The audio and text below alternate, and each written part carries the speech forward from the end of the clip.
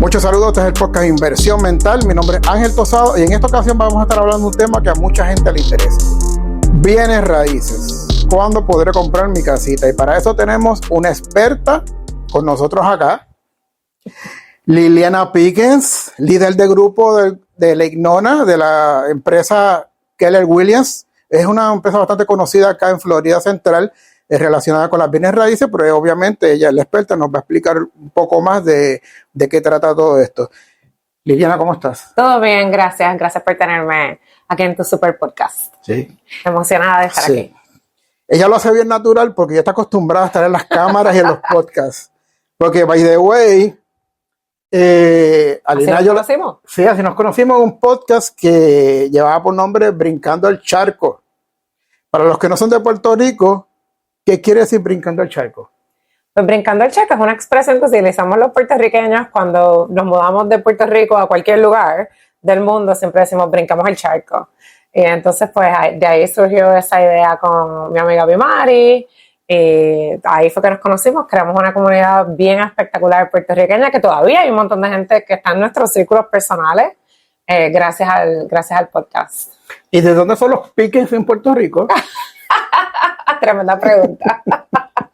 Son los Pickens, no son de Puerto Rico. Okay. Mi esposo nació en Missouri, en un pueblito que se llama Poplar Bluff. Okay. Y su mamá es puertorriqueña. Su mamá se casó con un gringo. Y de ahí es que viene el Pickens. Yo recuerdo que aquel podcast era un proyecto bien chévere. De hecho, yo recuerdo que te entrevistaron en Puerto Rico. Uh-huh. Cuando creaste el podcast. Sí, nuestra misión con el podcast siempre fue cómo nosotros podemos en la diáspora todavía quedarnos atados y conectados a Puerto Rico, per se. Cómo nosotros desde acá podemos impactar lo que está pasando en la isla. En la isla es increíble porque hay una narrativa bien fuerte de que si tú te fuiste de aquí, tú no tienes opinión. Y pues eso es difícil combatir contra eso, ¿right? Uh-huh. Pero verdad que lo que encontramos aquí fue una comunidad que estaba súper dispuesta y como en la misma mentalidad de nosotras a poder hacer desde acá lo que nosotros pudiésemos para poder ayudar en Puerto Rico. Tuvimos una afiliación con la Fundación de Ricky Martin. Okay. Y después del huracán María nosotros ayudamos a reconstruir Loíza con ciertas actividades que se hicieron aquí para recaudar fondos y contribuimos a ese proyecto un poquito. Y en Juncos también la Casa de Todos. También fue un proyecto que nosotros tomamos a toda esa comunidad de Brincando el Charco y ayudamos a reconstruir también. Y los terremotos en el sur, ¿te acuerdas de cuando los terremotos? Nosotros nos aliamos con la Fundación de Bad Bunny en aquel momento y fuimos al sur y hasta JetBlue nos ayudó. Ellos nos dijeron, montan el avión todo lo que tú quieras, que no te vamos a cobrar. Y nosotros pudimos llevar un montón de suministros desde acá, que los puertorriqueños acá nos trajeron. Casetas de campaña, comida, de todo como en botica. Y pudimos llegar allá a ayudar también. Y ese proyecto Brincando el Charco tiene miras a resurgir. Tú sabes que todo el mundo me pregunta lo como mismo. El ave fénix. Siempre alguien por lo menos 6 o 7 veces al año, alguien nos manda un email. ¿Cuándo ustedes van a volver a hacer un podcast? Y yo creo que sí que todavía tenemos oportunidad de volver a resurgir el podcast, etcétera. El podcast como que murió con la pandemia. Las dos nos pusimos muy ocupadas con el trabajo y tuvimos que soltar el podcast por razones profesionales. Pero siempre lo tenemos en the back of our head. Siempre lo tenemos ahí en la cabeza. Es que a veces pensamos que es necesario, pero pues a ver. Sí, de hecho en Puerto Rico ha habido como un resurgir con podcast uh-huh. Y de todas las edades, jóvenes, personas uh-huh. más adultas, profesionales, porque ahora este tiempo es el momento de uno aprovechar la tecnología para hacer lo que uno quiere hacer. En Puerto Rico hay mucha gente que quiere hacer lo correcto. Sí. Hay unos movimientos brutales y hay toda una generación de jóvenes empresarios que es brutal. Y acá en la Florida hay una comunidad hispana que muchas veces se queda corta de información que en el mundo anglo como que fluye normal. Uh-huh. Sin embargo, nosotros muchas veces estamos limitados en información que nos puede afectar. Entonces, por eso el tema te traje para acá hoy, porque el tema de las bienes raíces es algo bastante importante, que es la Florida, especialmente en la Florida. A diferencia de Puerto Rico, y tú me puedes corregir, aquí hay dos mercados grandes, que es la renta y la compra de casa. A diferencia de Puerto Rico, que la renta no es un negocio tan amplio. Pero acá hay un fenómeno que es que se está mudando mucha gente de otros estados a la Florida. Y mientras en algunos estados las casas han bajado de precio, aquí siguen subiendo. Entonces las personas de momento se encuentran con que se les hace un poco más complicado el comprar casa. Y está eso que tú me vas a explicar ahora, que es que cuando dice el mercado está para los compradores o el mercado está para los vendedores. ¿Qué es eso? Bueno, te voy a dar la definición técnica. Cuando nosotros hablamos de que el mercado está para vendedores, significa que el vendedor tiene la ventaja, porque no hay muchas casas en el mercado y el vendedor entonces no tiene tanta competencia, él puede vender un poquito más alto porque mientras hayan compradores en el mercado y el comprador no tenga muchas opciones, ¿verdad? Pues en vez de tener 5,000 casas, tiene 3,000 casas para escoger. Y realmente nadie nunca tiene 3,000 casas para escoger, ¿verdad? Porque cuando tú empiezas a poner los criterios, las cualificaciones que la gente quiere, etcétera, etcétera, tú vienes diciendo, pues, de quizás 100 casas que hay en Osceola County, del tamaño que yo quiero, con el número de cuartos, etcétera. De esas 100, realmente las que a mí me interesan son 10. Y de esas 10, en verdad, son 3. Mientras menos inventario haya, es cuando nosotros llamamos que es un mercado de vendedores. Y el comprador no tiene opción. No tiene un menú de casas para escoger lo que les dé la gana. Están bastante limitados. Esto sucede en el 2021. En el 2020, 2021, justo después de la pandemia, nosotros tuvimos un mercado de vendedores demasiado agresivo. En donde cuando yo tenía un comprador, yo tenía que escribir a veces 20 ofertas en 20 casas diferentes para el mismo comprador, a ver qué caía, a ver si teníamos la suerte de que nos aceptaban la oferta, porque los compradores estaban viniendo con mucho dinero en el bolsillo, porque no sé si te acuerdas que en aquel entonces el gobierno empezó a regalar dinero y a imprimir dinero y mandar cheques a las casas, etcétera. La gente no estaba moviéndose, no estaban viajando, no estaban comiendo afuera, todo el mundo estaba encerrado por la pandemia, la gente tenía un montón de dinero ahorrado. Y la gente decidió que iban a comprar casas. Y cuando salieron a comprar casas, era, tú vas a poner 300, yo voy a poner 350 y los 50 los traigo cash.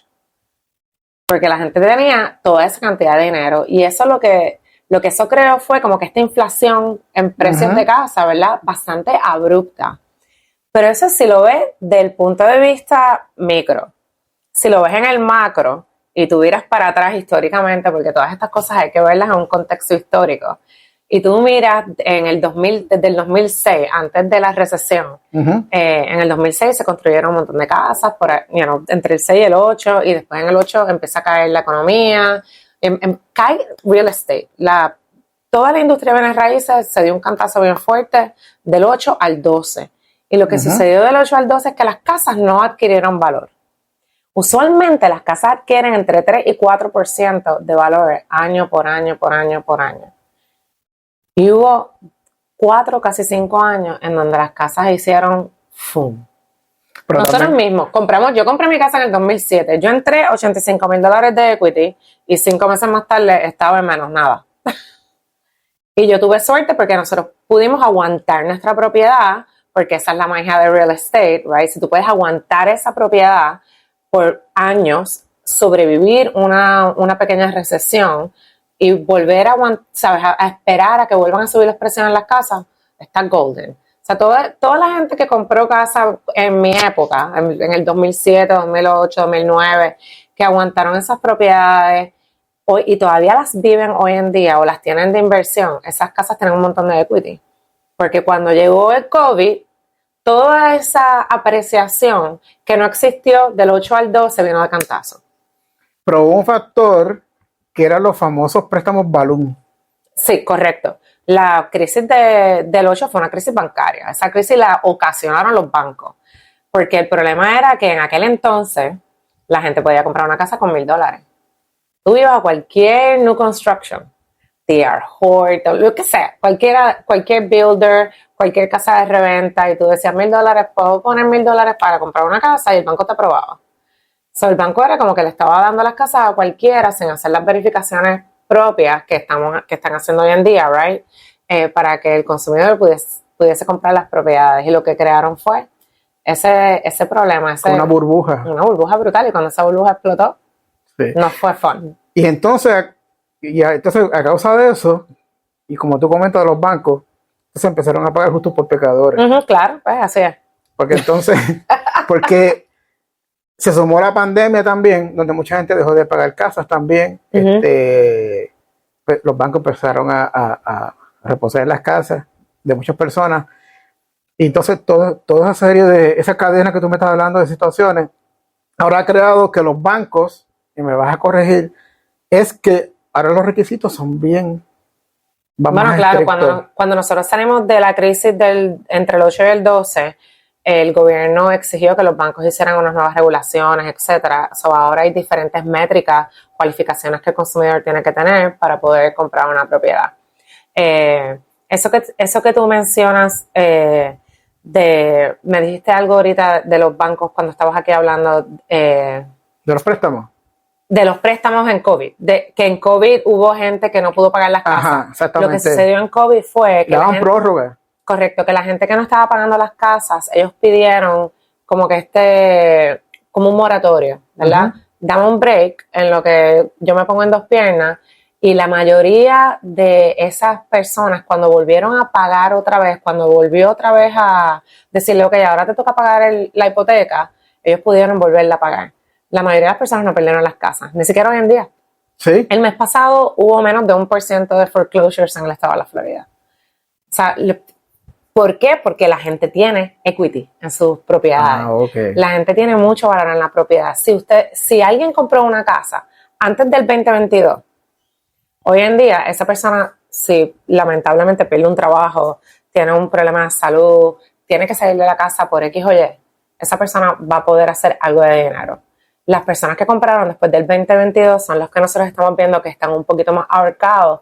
¿Por qué? Porque, pues claro, del 2022 aquí, las casas no han aumentado tanto en precio como las casas anteriores, que pues han tenido tiempo para adquirir ese valor y ese equity. Y entonces, esos que no tuvieron la suerte de comprar en el 2007, 2008, y les toca comprar ahora, ya sea que llegaron de otros estados o ahora que decidieron comprar, estuvieron alquilados 10 años. Y vamos a hablar de un número de una propiedad que sea 350,000. Se dan. Porque se dan. Hay propiedades de 350,000. Ok. Hay propiedades. Pero en este mundo que yo me acabo de inventar. A mí me encanta tu mundo. Pues yo quiero saber, y para que todas las personas sepan, ¿cuáles son los requisitos que yo tengo que tener? Y obviamente, claro, yo sé que es caso por caso, pero básicamente los estándares que alguien tiene que tener ya ready antes de ir a mirar una casa. Esa es una excelente pregunta, ¿no? En verdad que me fascina que me hagas esta pregunta porque, como tú dijiste más temprano, hay muy poca información. Y yo creo que eso es cultural también. A nosotros como hispanos no nos educan primero en cómo manejar el dinero y menos en cómo hacer dinero, right? Y en eso entra bienes raíces. Para una persona poder comprar una propiedad en el estado de la Florida, ellos tienen que tener por lo menos de 3 a 10% para un down payment. En cash. Ahí, mira, en la cuenta de banco ready para gastarlo. Y deben de tener entre un 3 y un 5% adicional para gastos de cierre. Adicional. Correcto. Y el problema es que a veces la gente piensa que el down payment es todo lo que yo necesito para comprar una casa, ¿verdad? Y cuando yo me siento con un comprador y le digo, si tú quieres comprar una casa de $350,000, ¿cuánto vamos a darle down payment? Pues el banco me aprobó y me dijo que eran 3.5 porque voy a ir FHA. Ok, pues 3.5 de $350,000 es que casi $15,000, right? Más otros $15,000 a $20,000 extra para gastos de cierre, pues estamos hablando de mucho chavo. Exacto, que hay que tener mucho dinero. De entrada. Que hay que tener la entrada. Usualmente, si el consumidor está trabajando con alguien como yo, Siempre nosotros antes de sentarnos, yo los mando al banco para que ellos se preaprueben. Hay una diferencia entre una precualificación y una preaprobación. Okay. Una precualificación es como que bien por encimita ahí sin mirar mucho los números. Una preaprobación, ese oficial del banco está indagando un poquito más profundo en tus finanzas y caben menos posibilidades de que a mitad de camino, después que te enamoraste de la casa, la decoraste en tu cabeza, etcétera, etcétera, se cae el deal. Y cuando ellos llegan a donde mí, pues ya yo he hablado con el banco, ya yo tengo mucha claridad en los números y nosotros estamos hablando de números bien cerca a lo que ellos van a tener que invertir. Quizás hay una diferencia de un par de cientos de dólares porque hay ciertas métricas que son prorrateadas, como los taxes de la propiedad, etcétera. Siempre va a haber algún tipo de diferencia, pero no debe ser diferencias de miles de dólares. En ese momento también el cliente tiene que tener mucha claridad en cuál es el interés que el banco le está cobrando. Porque los intereses están hoy en día en el 6 y pico. E independientemente de que la gente piensa de que los intereses están altos, la realidad es que en los últimos 50 años el interés promedio es 7.81%. Okay. Nosotros estamos debajo de lo normal en los últimos 50 años. Pero cuando miras los últimos 20 años, pues ahí estamos en un promedio casi de 5.6, 5.7% de interés. Y pues ahí pues estamos un poquito más arriba hoy en día de lo normal, pero no es nada abrupto. El problema es que en el 2021 y en el 2022 estábamos comprando casas por 2%, porque había una crisis económica. El país, acuérdate que nuestro país funciona con el gasto del consumidor. Eso es el motor de nuestra economía, es que nosotros gastemos dinero. Y cuando cayó COVID, el país se fue en pánico y el gobierno dijo, tenemos que utilizar cualquier estrategia para que la gente siga moviendo la economía y sigan gastando dinero y que el GDP no se fuera ajuste.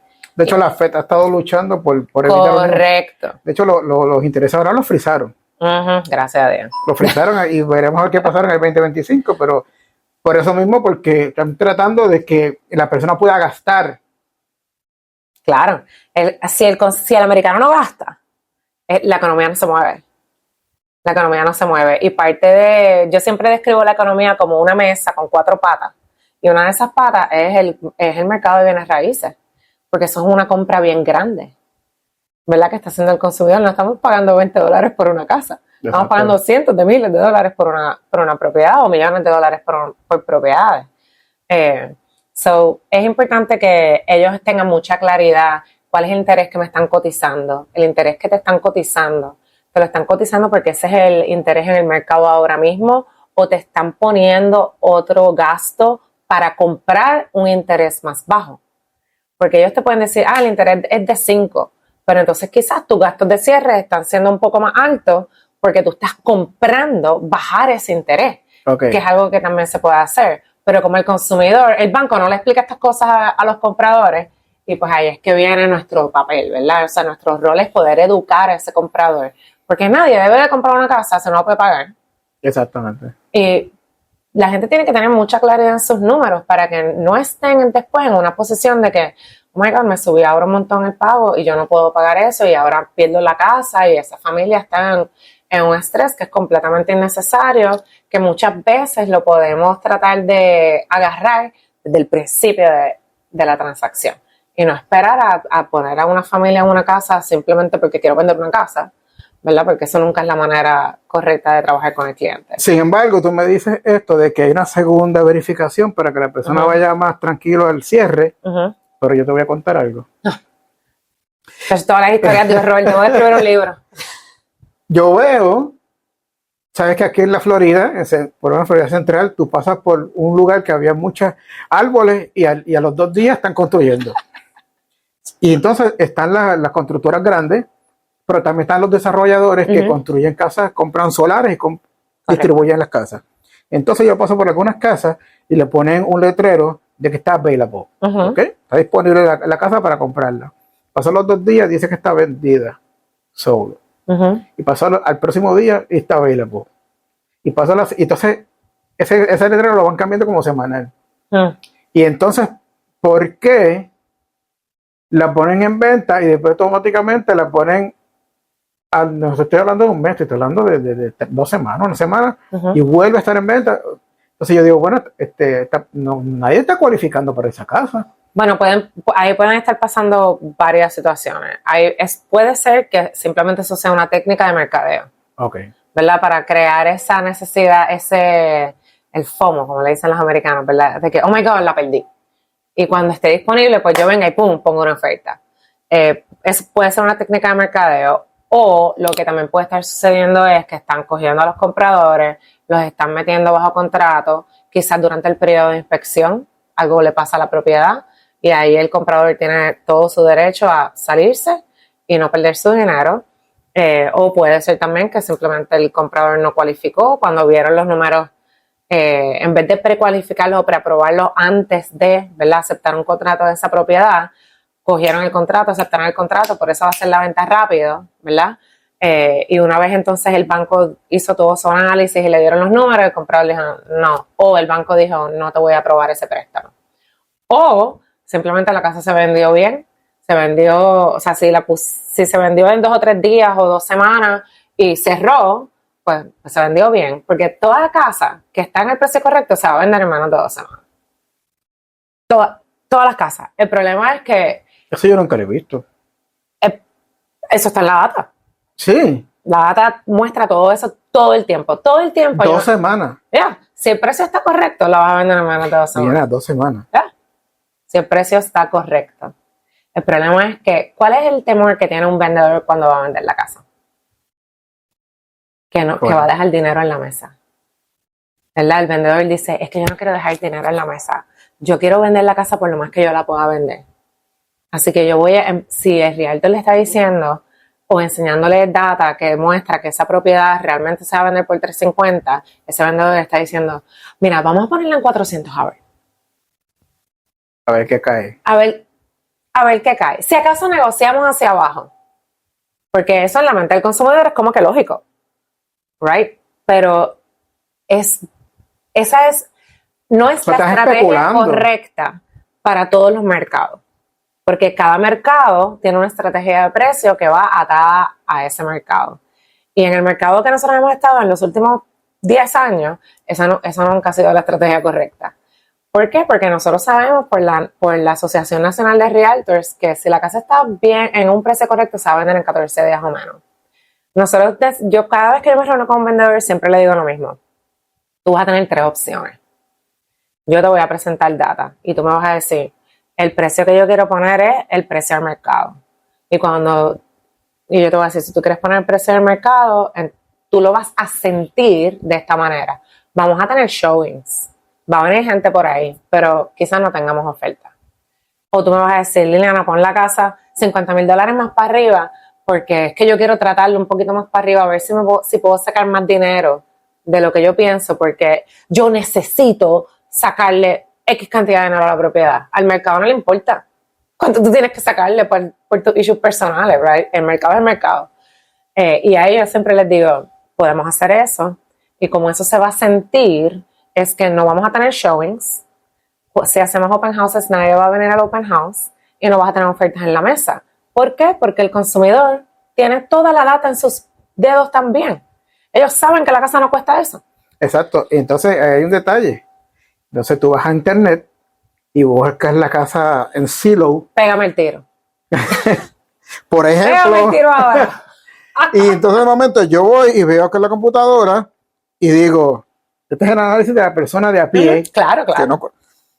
Mira esta casa, dice, y le ponen la flechita hacia abajo, le bajaron 10K. Exacto. Vamos a pedirle 20 menos. Exacto. Porque esa persona está desesperada. Entonces yo digo, mira, tiene el análisis crítico de los compradores.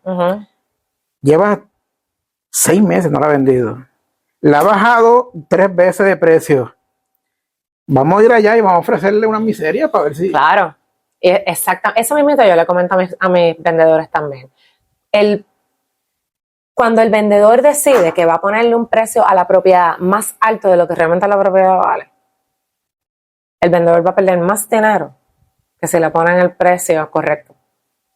Porque mientras más pasan los días, la casa vale menos dinero. Ok. a los ojos de un comprador, pues Exacto. como tú acabas de decir. En este año yo tuve una vendedora que no importó cuántos dibujitos yo hice y cuánto yo le expliqué. Y el esposo le decía, pero es lo que ella te está diciendo, si ella es la experta. No, yo no voy a regalar esta casa.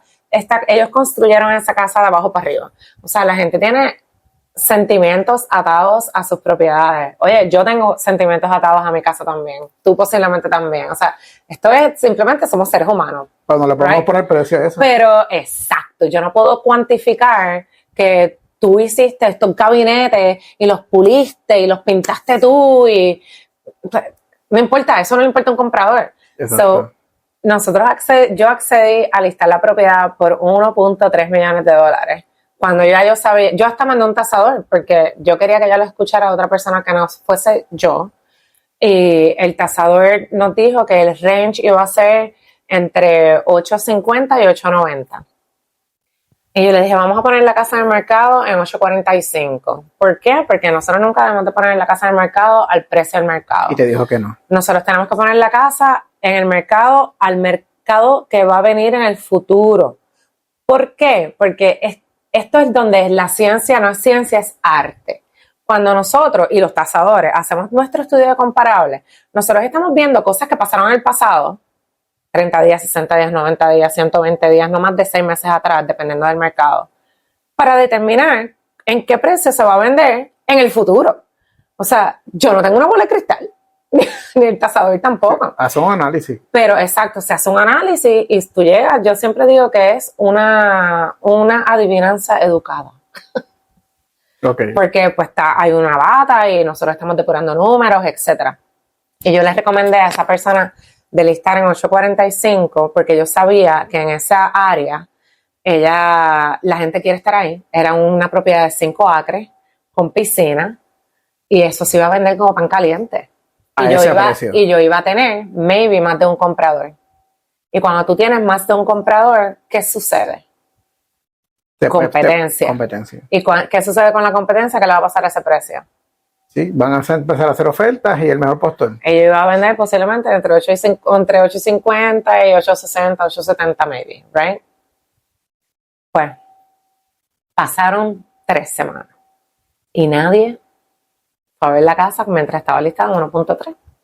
Y yo le dije, mira, mija, yo me puedo parar desnuda en el medio de Narcoosseum Road. No que nadie quiera ver estas cosas, right?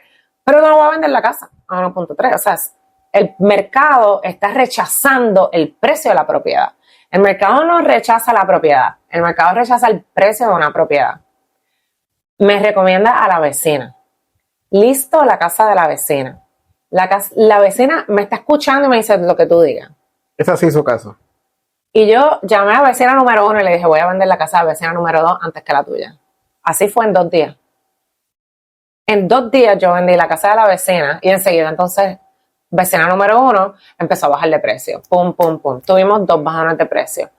Terminamos vendiendo la casa por $835. Perdió dinero. No, y tienes una comparable reciente que le iba a afectar el precio. Que le iba a afectar, definitivamente. Así que ella perdió dinero. Si ellos hubieran listado, como yo les sugerí, ella hasta me lo dijo en la mesa del cierre, me dijo, hubiéramos hecho como $35,000 más, ¿verdad? Y yo le dije, claro.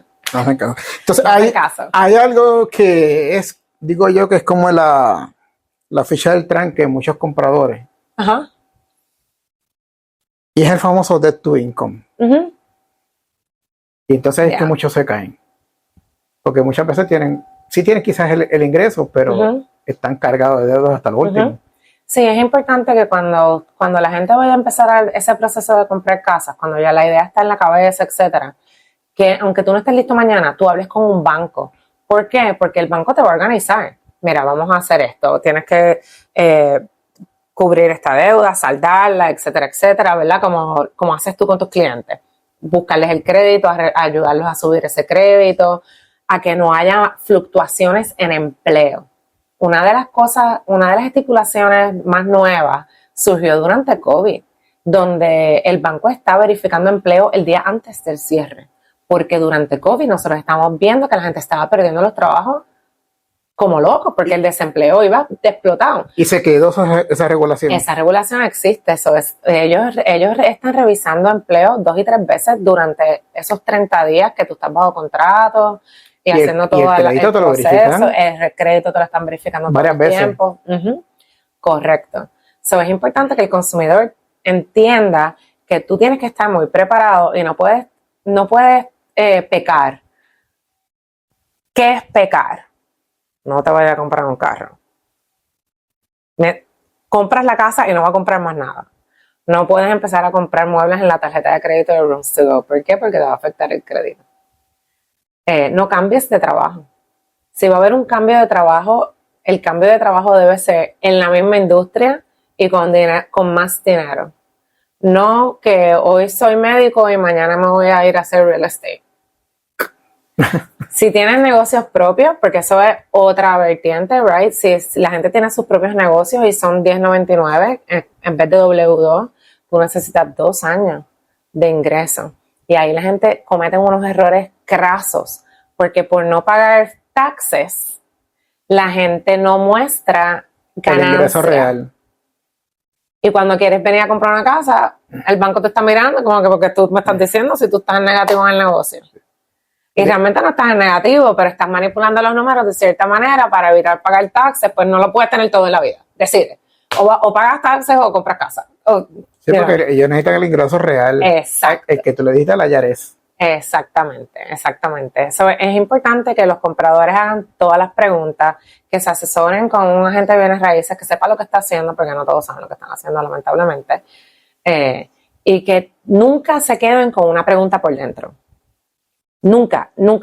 La peor pregunta es la que no se hace. Esta es la inversión más grande que la mayoría de las personas van a hacer en su vida. Y eso es importante. Y el agente de bienes raíces, un buen agente de bienes raíces entiende esa importancia de ese asunto. Hoy en día nosotros estamos en un mercado balanceado. En Orange County, nosotros estamos en un mercado casi balanceado. Tenemos como 5 meses de inventario. En Osceola County, nosotros estamos en un mercado de compradores. Hay casi 7.2 meses de inventario, se reportaron en octubre. Osceola County está un chin más económico que Orange County también.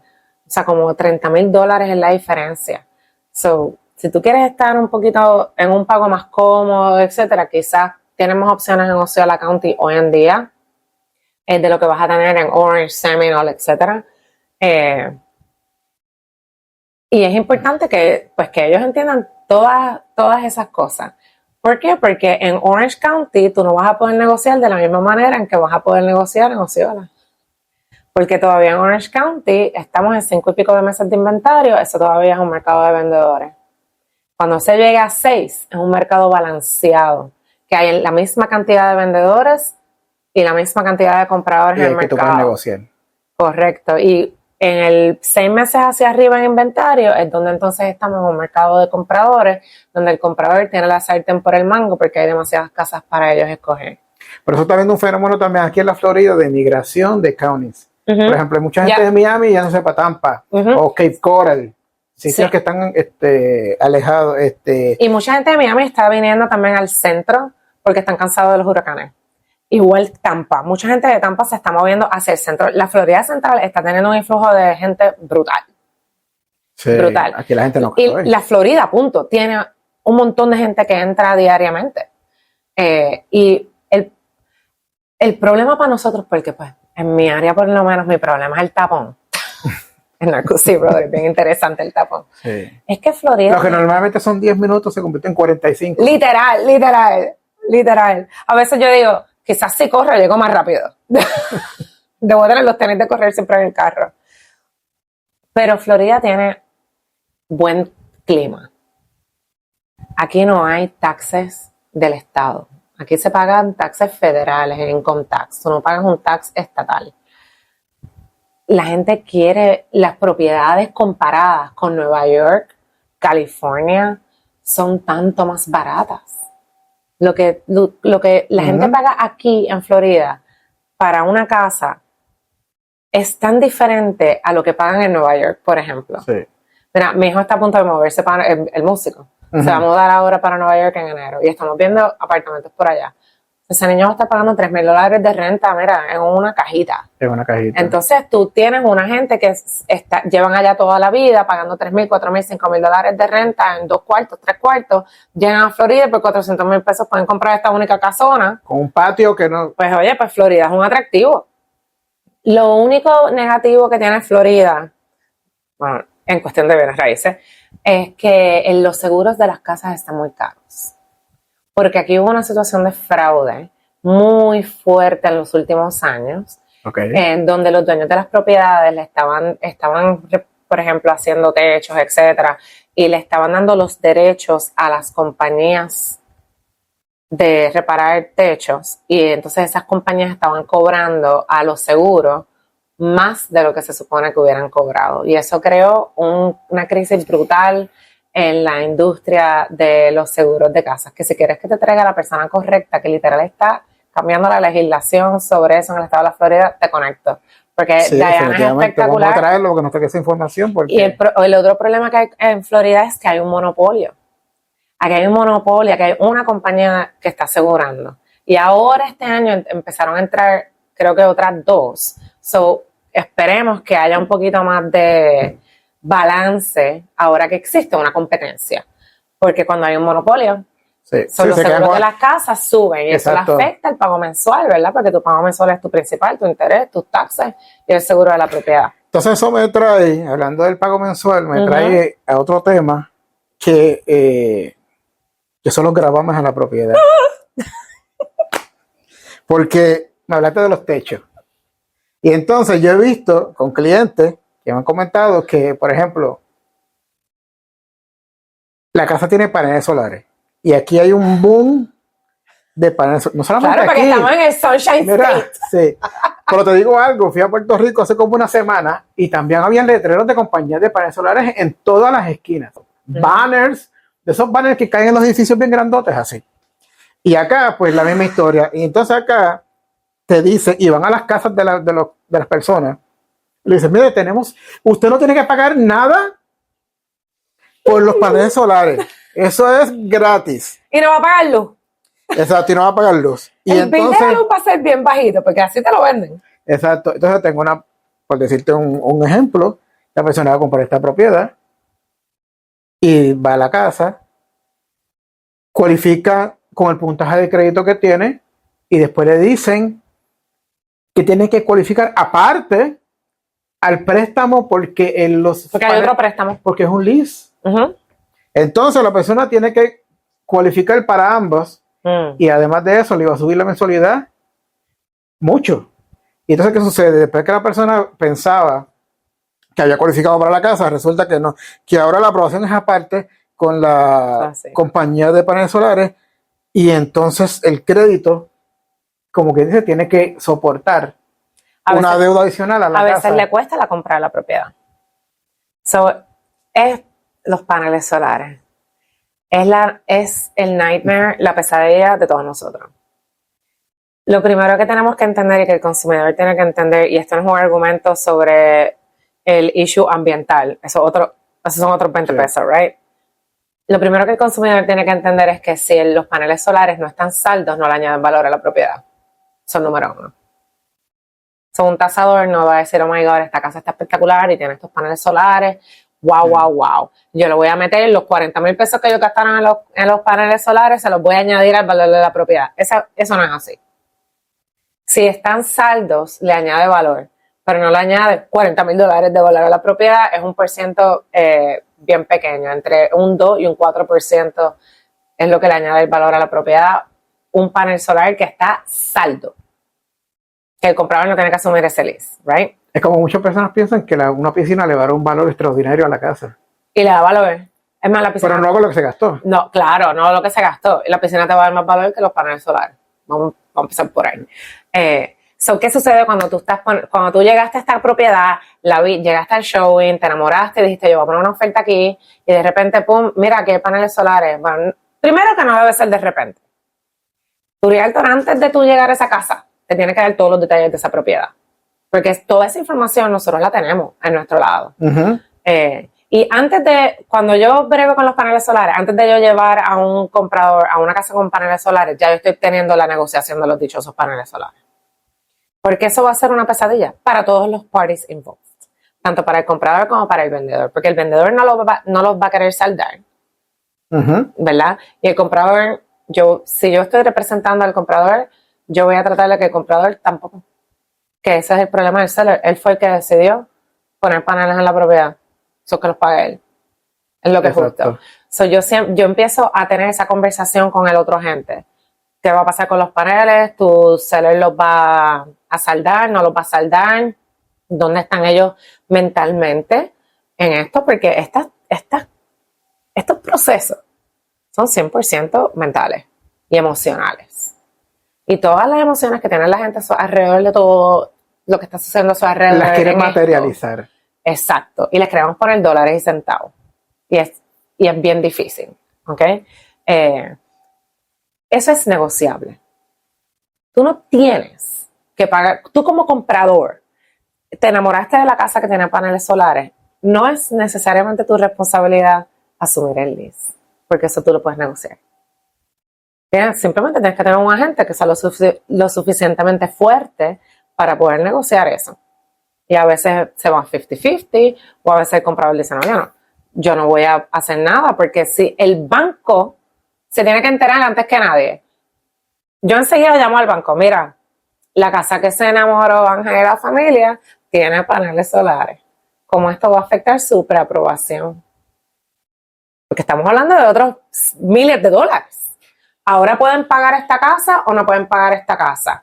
Si ellos fuesen a asumir ese préstamo, ¿cuál es ahora su pago mensual? ¿Verdad? Porque tienes que añadir eso a tus biles mensuales. No, y si por ejemplo te dijeron que para comprar la casa, un ejemplo hipotético, 580 de crédito.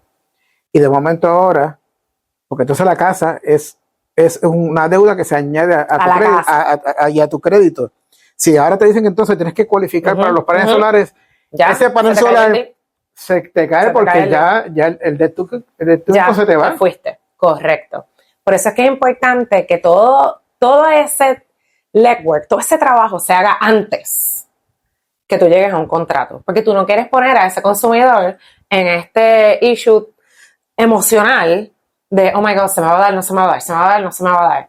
Estas son cosas que si tú hablas con el banco antes de que tú empieces a escribir ofertas, el consumidor puede tener una visión bien clara de sus números. Es que los números tienen que estar claros todo el tiempo para que no se caiga. Esto de los gravámenes, lo mismo pasa con PACE. PACE es un programa que tiene el estado de la Florida que te ponen el techo y te ponen ventanas y qué sé yo, y no te cobran, es lo que dice el anuncio, ¿verdad? Ajá. No tienes que pagar nada, pues es que te están haciendo un préstamo, ¿ok? Y ese préstamo está en contra de la casa. Cuando tú vas a vender la casa, es la misma historia que los paneles solares. Tienes que pagarlo. Tienes que pagarlo. De algún lugar tiene que salir. De algún lugar. Las propiedades, si alguien tiene una casa, qué sé yo, que llevan en la casa viviendo 15 años o 10 años y le metieron paneles solares y todavía le deben paneles solares, ese vendedor debe tener suficiente dinero en equity para poder pagar los paneles solares en el momento del cierre. Porque ahí es donde se va a hacer ese pago. Y si se va a hacer la transición de que el vendedor le va a dar el lease al comprador, todo eso también sucede en la mesa del cierre. Pero es un gasto adicional al comprador. Sí, y que obviamente va a afectar y va a dañar la aprobación del préstamo. Entonces, tú me estás hablando de números, pero hay otro tema, que es que yo puedo tener el score de crédito para que me pide FHA, que me pide el convencional, y fantástico. Pero obviamente en mi primer pool de crédito que ustedes hacen, o que hace el banco, para hacer la preaprobación o la precualificación, pues no hace una indagación del historial. Correcto. Y muchas veces cuando está el proceso de compra-venta, el underwriting, el underwriter, que es el que entonces se mete de lleno y pega a ver el comportamiento de la persona. Increase, ha pedido crédito como si no existiera un mañana. Cuentas con atraso de 60, 150 días. Sí, pues ahí, pues. Y obviamente quizás son cuentas viejas y por ende, pues quizás el crédito siguió subiendo mientras la persona fue comprando bien y pagando bien, pero eso está en el historial y todavía no se ha borrado. O tiene una bancarrota. Y ya lleva, aunque la bancarrota básicamente dice que los últimos 2 años no tenga bancarrota, pero independientemente del número o de que el underwriter vea eso, sí refleja un comportamiento X en este momento. Entonces, ahí muchas veces yo he hablado con clientes que me dicen, después que he entregado todos los papeles, me piden estado de cuenta, los taxes por 2 años, me preguntaron que por qué compré tal carro, y 20 preguntas que le hacen durante el proceso. La pregunta a mí es, ¿cuán importante es ese historial de crédito a la hora de comprar una propiedad? 300% importante. Yo solamente les recomiendo a mis clientes que cuando yo los apruebo, nosotros tratamos de hacer para la mayoría de nuestros clientes lo que nosotros llamamos un underwriting approval. Okay. ¿Por qué? Porque antes de yo ir a ver casa, ya el underwriter ha mirado, ha indagado, ha visto, y ya nosotros vamos más a la segura de que si estuvieran simplemente precualificados o preaprobados. Porque la preaprobación, aunque es un poquito más profunda que la precualificación, todavía el underwriting approval es full, ellos se metieron ahí a ver. Y cuando tú como realtor estás representando a un comprador que tiene un underwriter approval, ese comprador es casi como un cash buyer, porque ya el banco como que te ha garantizado, yo le voy a dar el préstamo. O sea, el préstamo se va a dar. So, hay ciertas métricas ciertas estrategias que nosotros podemos utilizar dependiendo del cliente para tratar de evitar que se te caiga el deal a mitad de camino. Y de eso nosotros hacemos una consulta de compradores antes de nada. O sea, a mí me llamas tú y me dices, yo quiero comprar una casa mañana, y lo primero que yo te voy a decir es, bueno, pues nos vamos a reunir. Cuando nos reunimos con tu esposa, con la familia, con todas las personas que vayan a tomar esta decisión, para yo poderlos orientar. Porque es que hay que tener la educación antes de tomar las decisiones. Y entonces todas esas cosas se explican en esa consulta de compradores. Sí. En los buros de crédito, el 35% del 100% del crédito es el historial, o sea, tu comportamiento. Ahorita tú estabas comentando que cuando compras una casa, no compres un carro, no compres una tarjeta de crédito. Ni siquiera te pueden regalar chavo. Mami no te puede venir a regalar 5,000 pesos y los depositaste y ahora el underwriter, ¿de dónde salieron esos 5,000 dólares?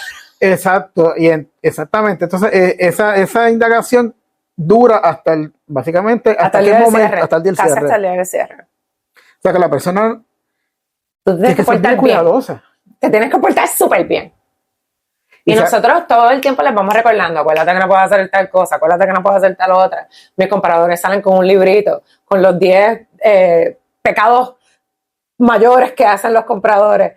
Porque pues la gente no comete el error porque quieren cometer el error, es que no saben. ¿Verdad? Si no hay nadie diciéndole, mira, no puedes ir a Rooms to Go a hacer el crédito de los muebles, etcétera, pues lo van a hacer porque pues ellos no saben lo que no saben. No, te voy a hacer una pregunta, ¿verdad? ¿Cuáles son los red flags?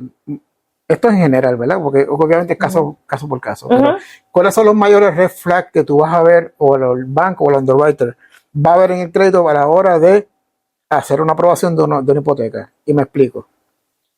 La persona tiene un carro tirado a pérdida en el pasado y está en los buros de crédito. Atrasos, y obviamente no es un atraso de 30 días que de momento pasó algo y se te olvidó. Claro, es consistente. Exacto. O tienes 17 atrasos de 60 días.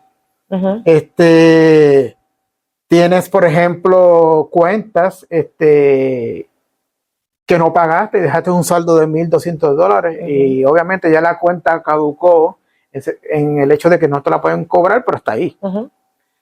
¿Cuáles son los red flags más rápidos? Cuando tú ves te enseñan el reporte de crédito y dices, no, este no se puede. Consistencia. Es lo que tú hablabas ahorita. ¿Cuáles son tus hábitos?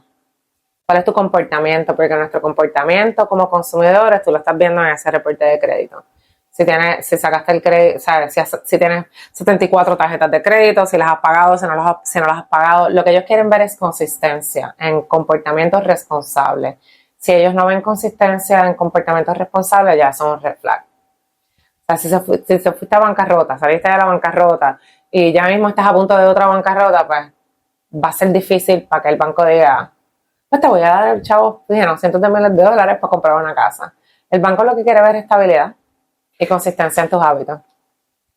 No quiero que me des números exactos, no te voy a pedir una estadística exacta, pero en la experiencia que tú tienes, ¿cuántos años llevas ya en el mundo de bienes raíces? 8. 8 años, son muchos años. Y entonces, dentro de tu experiencia en 8 años, ¿qué probabilidad bien en general, de 10 casos que te entran en un mes, son aprobados? En el sentido de que estamos listos para cumplen, pues, independientemente del precio de la casa, independientemente del área, pero que ya tienen todos esos requisitos que hemos hablado. Así que estamos listos para ir shopping. Exactamente. Como 60%. Es bastante alto. Ya. Como 60%. El resto de la gente, pues a veces necesita un poquito más de tiempo, más educación, etcétera, etcétera. Ya. Pero acuérdate que la información está en la calle y el consumidor es bien inteligente. Nuestros compradores y vendedores no son morones. O sea, la mayoría de la gente tiene información, sabe cómo utilizarla, sabe cómo interpretarla.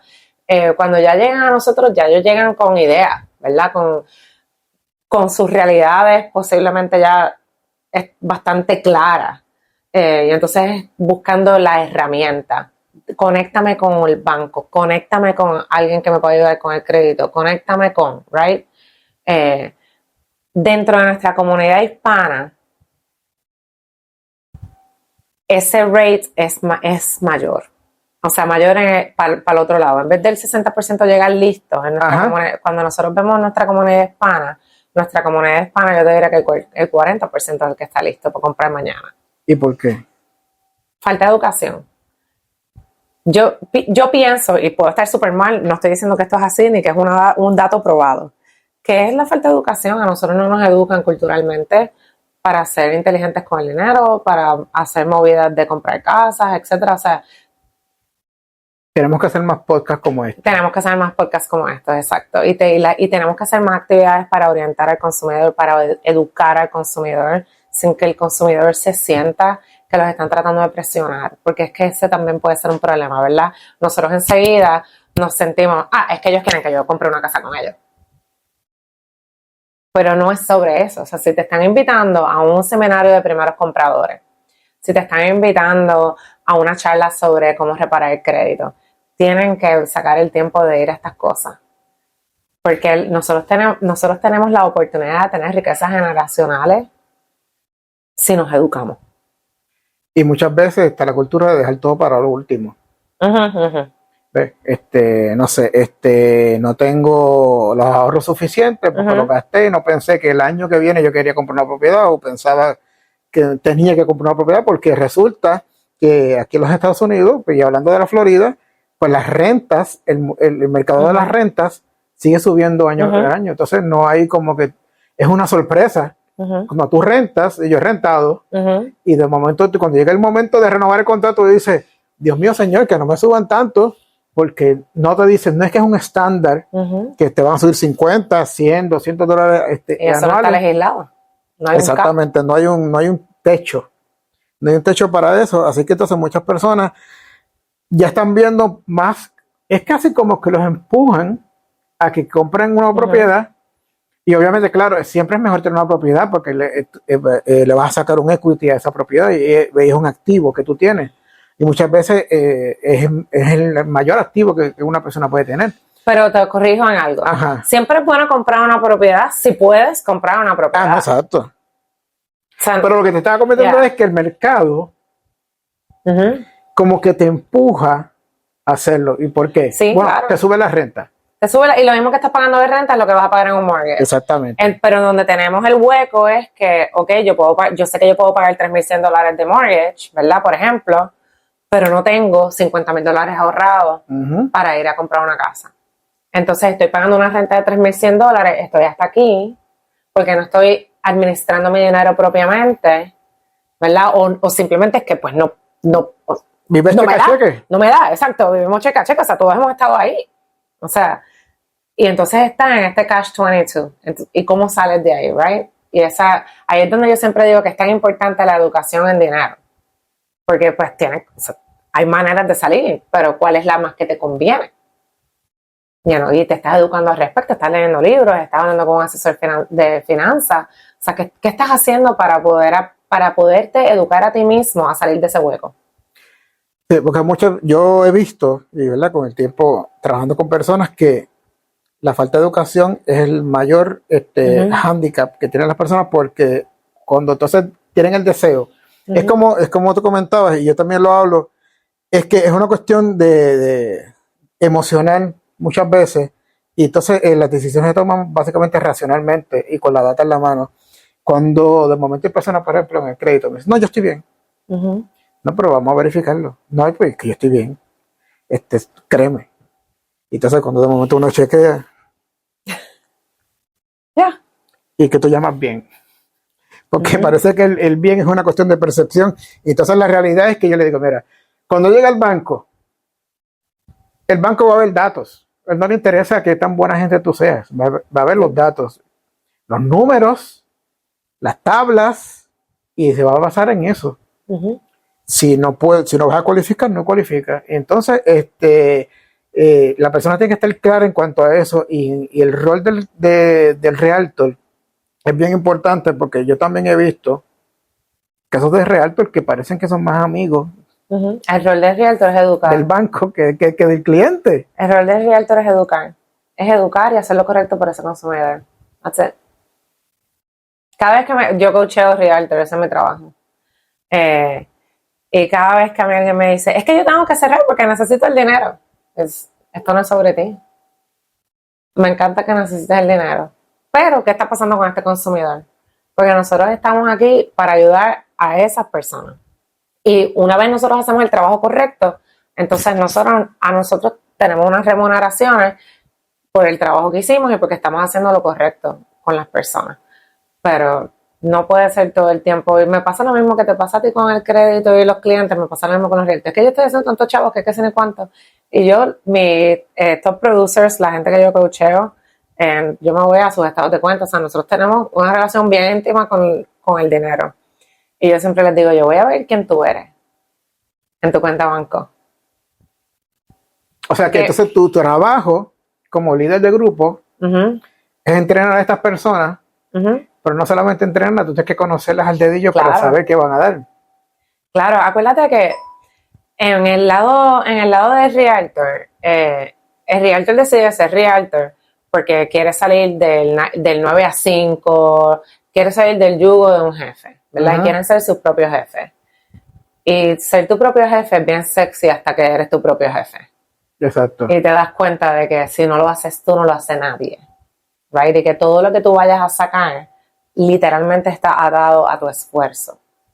Y ahí entra tu mentalidad y la manera en tu pensar, que en la cual tú piensas, tus creencias, tus valores. Todas esas cosas están atadas en la vida de una persona que tiene un negocio propio, sea bienes raíces o lo que sea. Y se nota. Sea bienes raíces o lo que sea. Y la mayoría de los nuevos dueños de negocios están asustados porque nunca hemos hecho esto. Y está bien que estés asustado. Tenemos que reconocer que estamos asustados para entonces poder cambiarlo. Y decir, ¿qué necesito hacer para no estar asustada? ¿Qué necesito aprender para no estar asustada? Y yo poder tomar la acción necesaria para poder proveer para mi familia. Y es aquí 90% del y es como tú dices, el consumidor de hoy en día está más educado. Claro. Y tiene la información en el teléfono.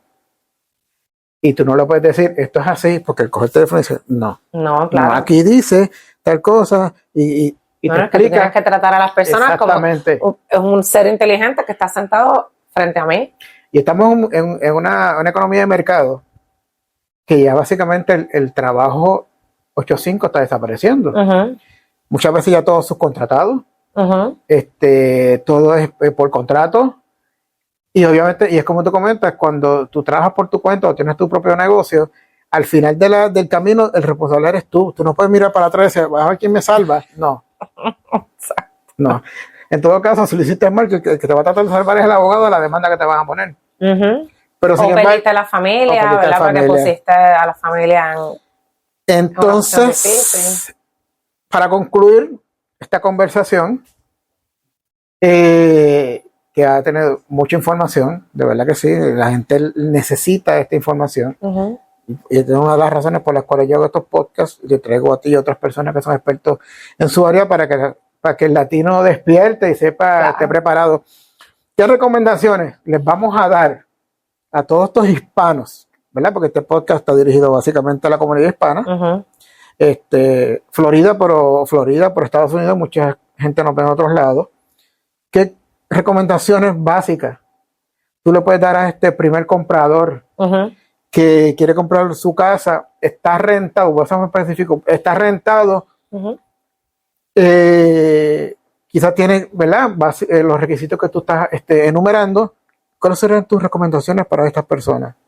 Mi recomendación primera es que cuando vayan a entrevistar a un agente de bienes raíces, se aseguren de que esa persona los puede asesorar correctamente y que les está dando la información correcta, que está contestando todas las preguntas que ellos tienen, que aunque les diga, ay, fíjate, yo no sé esa respuesta, pero déjame averiguar, ¿verdad? Que tenga esa empatía de poder averiguar y que esa persona no está ahí simplemente para cobrar una comisión y nos vemos bye. Mi segunda recomendación es que cuando estén hablando con el banco, hagan todas y cada una de las preguntas que les aparezca en la cabeza. No hay preguntas tontas, la peor pregunta es la que no se hace. El consumidor tiene que tener mucha claridad en mi pago mensual, este pago mensual que tú me estás diciendo que yo voy a tener ahora cuando compre esta casa, va a ser más o menos igual el año que viene. ¿Cuáles son las métricas que me pueden cambiar? ¿Verdad? O sea, porque si no tienes un realtor como yo que le está diciendo los taxes de la propiedad y el insurance son partidas que te van a cambiar tu pago mensual por par de dólares mensuales o par de cientos de dólares mensuales, ¿verdad? Se quedan de sorpresa y eso le puede causar mucho estrés a una familia. O sea, oye, te subo el pago mensual $200. Sí. Eso es un montón de dinero. Eso es un montón de dinero. Especialmente si estamos viviendo paycheck a paycheck, ¿verdad? Asesórate con los números súper claros con ese banco. Y aprende, ten la mente abierta para aprender, escuchar, leer de fuentes fidedignas. No todo lo que dice YouTube y TikTok es correcto. Exacto. O sea, busquen los expertos en la área. Porque todo los el mundo... famosos gurús. No todo el mundo es experto en su área y tienen que buscar las personas correctas que las vayan a asesorar con la intención correcta. No simplemente con la intención de que yo te voy a vender. Esa es nunca la correcta. Eso es bien importante. En el caso de nosotros, pues tenemos clientes que básicamente cliente de crédito personal es que quiere comprar casa. Porque lamentablemente muchas personas se dan cuenta que tienen que tener su crédito bien cuando el banco le dice tienes que tenerlo bien. Y es un proceso de preparación. Claro. Entonces, dentro de ese proceso estamos nosotros trabajando con ellos cuando la persona realmente quiere comprar, porque no hay escapatoria. ¿Sabes? Está el crédito, está el income, está las deudas, está tu historial. Claro. Todas esas condiciones tienen que estar alineadas para la hora que el underwriter esté chequeando tus papeles, sepas que tú vas a poder comprar tu casa. Por esa razón, nosotros en este podcast Inversión Mental traemos personas como tú, Liliana, que saben del tema, ¿verdad? Que llevan muchos años y nos pueden ayudar a todos nosotros a comprender este mercado, ¿verdad? Que nosotros ayudamos a estas personas, pero no estamos dentro del mercado de bienes raíces, simplemente somos unos aliados. Somos aliados de ustedes, porque claro. le aplanamos el camino para que mucha gente pueda comprar. Yo quisiera que todos los hispanos tuvieran su propiedad. Eso es como que Eso sería bueno. Porque la mentalidad cambiaría. Culturalmente nosotros podemos cambiar eso si la gente compra propiedades y empiezan a entender todos estos procesos. Y generaciones más hacia allá tendríamos menos miedo, maybe. Liliana, ¿dónde te podemos conseguir? Para que la gente ya tenga más información sobre esto. Todos los que quieran comprar casa acá en Florida Central. Trabaja en Florida Central, ¿qué estás trabajando? Sí, en la Florida Central, Orange County, Seminole, Polk, Osceola County mayormente. Pero puedo recomendarle gente donde sea. Acabo de mandar a alguien, un agente en South Carolina, porque nuestra empresa es global. Eso yo tengo un montón de conexiones literal por todas partes del mundo, que es súper cool y bien interesante. O sea que California está en todo el mundo. Sí, nosotros estamos en todo el mundo. Actually, en Puerto Rico Ok. Nosotros somos la casa de corretaje más grande que ha visto la isla en Puerto Rico. ¿De verdad? Ujú. No sabía. Ya. Los agentes en Keller Williams en Puerto Rico es el real estate brokerage más grande que ha visto la isla en la historia. Ok, muy bien. Estamos súper orgullosos de eso. Me pueden conseguir por teléfono. Mi celular es 407-818-8598. Textear es la mejor manera de conseguirme a mí. Por email también, mi nombre completo, lilianapickens@kw.com. Por Instagram, @lili, Lili, Pickens, es mi handle. Y por Facebook, Liliana Pickens, también me pueden conseguir por ahí. Y en mi oficina, en Keller Williams en Lake Nona, siempre a las órdenes. Bueno, Liliana, muchas gracias por tu tiempo, gracias por la información. Siempre es bienvenida en este podcast. Espero que no Thank sea you. la última vez. Así que, Pickens, pero boricua como el coquí, De pura cepa. de pura cepa. Bueno, esto ha sido todo por hoy. Este es el episodio que estamos hablando del tema de bienes raíces con Liliana Pickens. Esto es Inversión Mental. Hasta la próxima.